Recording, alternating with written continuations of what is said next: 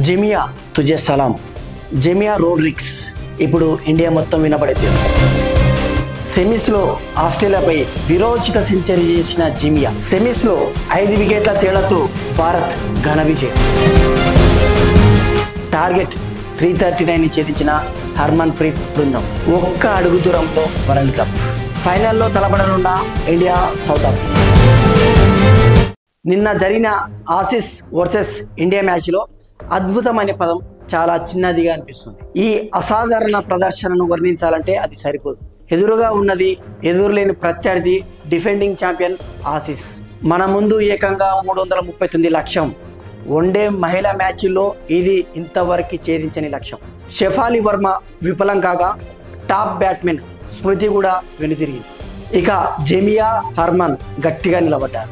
ఒత్తిడిని దరిచేయకుండా ఒక్కొక్క ఇటుక పేర్చుకుంటూ వెళ్లారు. కీలక సమయాల్లో ఆసీస్ పై చేయి సాధిస్తూ సవాలు విసురుతుంది. గతంలో ఎన్నోసార్లు ఇలాంటి సందర్భాల్లో కుప్పకూలిన జ్ఞాపకాలు. ఒక్కో వికెట్ పడుతుండడంతో ఉత్కంఠ, కానీ అమన్జోత్ షాట్తో సంబరాలు.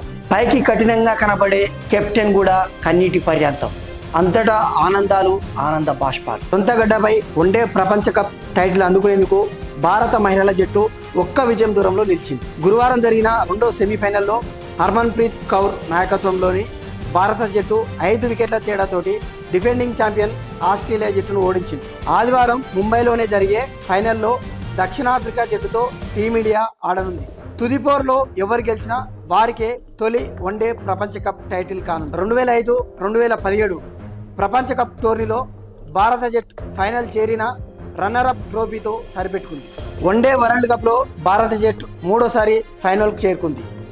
అసాధారణ ప్రదర్శనతోటి ఆస్ట్రేలియాపై ప్రపంచ రికార్డు లక్ష్యాన్ని ఛేదించిన జట్టుగా రికార్డుకెక్కింది. గురువారం జరిగిన రెండో సెమీఫైనల్లో భారత్ 5 వికెట్ల తేడాతోటి డిఫెండింగ్ ఛాంపియన్ ఆస్ట్రేలియాను ఓడించింది. టాస్ గెలిచి ముందుగా బ్యాటింగ్ దిగిన ఆస్ట్రేలియా 49.5 ఓవర్లలో 338 పరుగులకు ఆలౌటైంది. అనంతరం భారత్ 48.3 ఓవర్లలో 5 వికెట్లకు 341 పరుగులు సాధించింది. Player of the మ్యాచ్గా Jemimah Rodrigues అద్భుత శతకానికి కెప్టెన్ హర్మన్ ప్రీత్ కౌర్ అండగా నిలిచింది.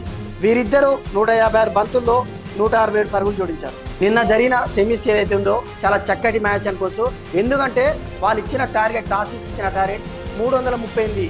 మహిళా క్రికెట్లో ఇంతవరకు ఇది ఛేదించని టార్గెట్.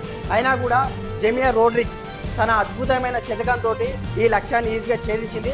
ఒక్క అడుగు దూరంలో మనకు వరల్డ్ కప్ మన ముందుంది. అది కూడా సొంత గడ్డ ముంబైలోనే జరుగుతుంది. ప్రత్యర్థి దక్షిణాఫ్రికా పైన ఆదివారం రోజు ఫైనల్ జరగనుంది. సెమీస్లో విరోచిత పోరాటం చేసిన టీమిండియాకు తెలుగు తరపున కంగ్రాచులేషన్స్. అదేవిధంగా ఫైనల్లో తలబడున్న మ్యాచ్కి ఆల్ ది బెస్ట్.